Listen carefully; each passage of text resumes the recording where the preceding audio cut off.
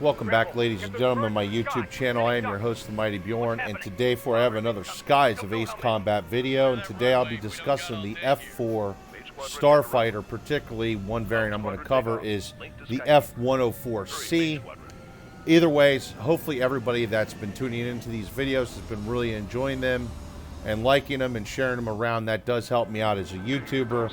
But let's get dived on into today's video.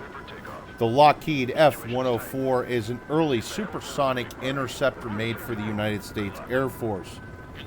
And it's part of Lockheed's Century series.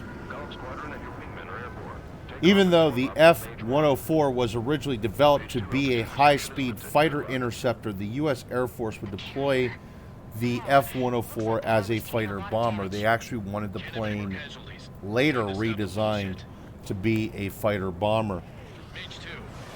While the service life of the F-104 with the United States Air Force was actually rather short, it would see extensive service with other NATO countries. It would enjoy service with West Germany, Canada, Netherlands, Japan, and Italy. I also do believe that Spain had some of these planes. It was quite a few countries that had them. The F-104 in itself was a very radical design for its time. The plane had a thin fuselage with short wings that are mounted towards the rear of the fuselage. This allowed the F-104 to have excellent speeds and actually fairly decent maneuverability at low altitude. It was the first produced plane to achieve Mark II. The first aircraft also reached 100,000 feet. That is 30,000 meters for my non-American audience. It also held the record for time to climb, and it was the first aircraft to hold all three records at the same time. It was the first fighter also armed with a M61 20mm Vulcan cannon. And of course, this cannon would go on to be mounted on many different planes. It's still mounted on most American fighter aircraft today. Development for the F-104 would begin when Clarence Johnson, who was the vice president of Lockheed, would visit various United States Air Force bases in South Korea in 1951. At the time, American fighter pilots were engaging MiG-15s with the F-86 Sabre. And essentially what he was doing there was getting feedback and information from those pilots. And that's pretty much what it was. It was just go around, collect information, and start thinking about the design process of the F-104. And of course, after development and design, a prototype XF-104 would be built, and its maiden flight would happen on March 4th, 1954. However, that being said, the F-104 wouldn't be introduced to the United States Air Force for service until February 20th, 1958. And even with that being said, it would have a short service life, being retired from the United States Air Force in 1969. Now, it would also continue service with the United States Air National Guard until 1975, and it would even continue its service longer with other countries.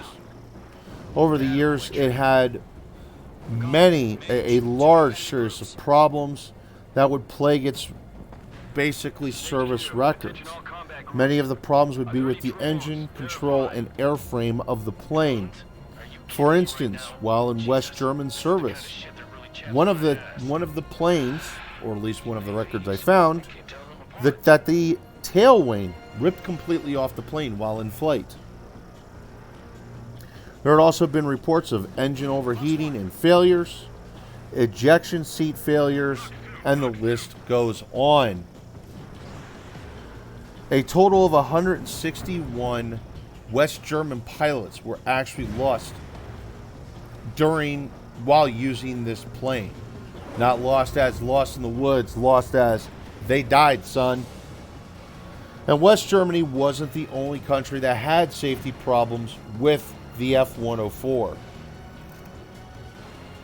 Now moving on to the F-104C, which was a fighter bomber variant of the F-104A, which the plane had an improved fire control radar, as well as one center pylon added, and 2 under each wing, giving the plane a total of 5 pylons. The F-104C also had provisions for in-air refueling. You can actually see the nozzle here. And a total of 77 F-104Cs were built. As of 2004, no F-104s remained in service with any military in the world. That being said, though, it has become quite a bit of a collector's plane over the years. It seems to enjoy a bit of the collector's market. I think I saw I think it was like 44 private collectors have F-104s.